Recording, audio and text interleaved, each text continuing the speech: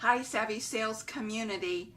Zig Ziglar, whom I consider the best and most talented salesman that we were blessed to have on this old planet, said this: you try for the close the minute you establish value. You don't want to wait until the last minute. If you do wait until the last minute, you can rest assured that some prospects will automatically say no. More importantly, they fear making a fast decision by saying yes on the first offer. Keep watching.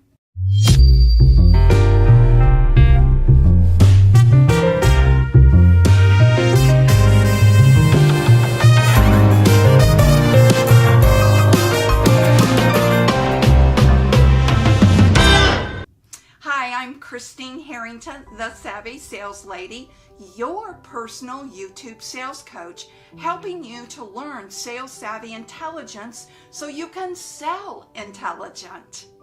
If you fold like a beaten poker player after the first no, you're doing the buyer a disservice. When the buyer says no after the first offer, the buyer fears the mistake of loss rather than the desire of gain. All the buyer really wants is to make an intelligent decision. Don't you feel that way, especially when you're buying a high-priced product? As Zig says, make the prospect feel secure that a yes decision is the right decision. How can you do that?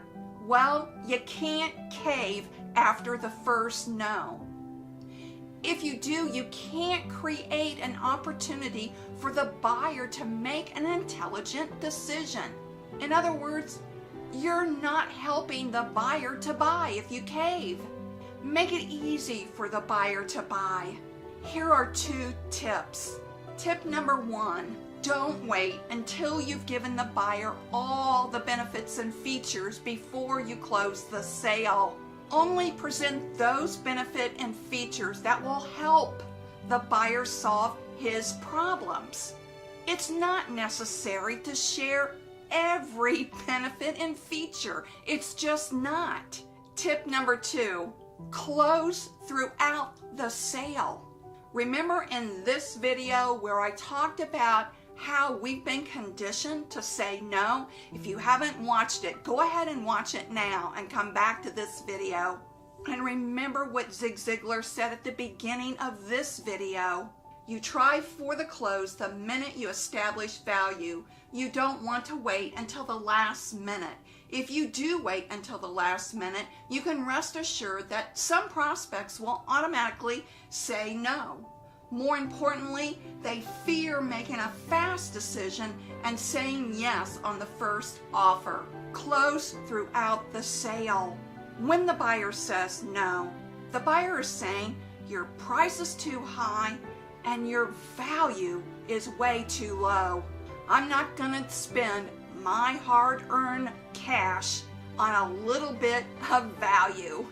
Unless you can reestablish the value of your offering, the buyer is just going to get irritated with you if you continue to close. So remember this, when the buyer says no, they're basing that no on the information they have in that moment. This is why it's essential to follow up with this question. I'm curious, Mr. Buyer, why do you think my product or services are not right for you?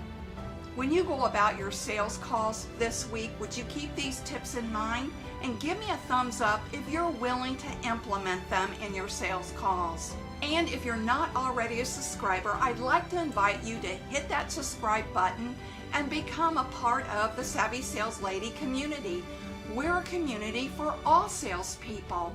And while you're at it, get your free giveaway below. But remember this. Sales is a journey. It's not a quick trip around the block. See you on the next video.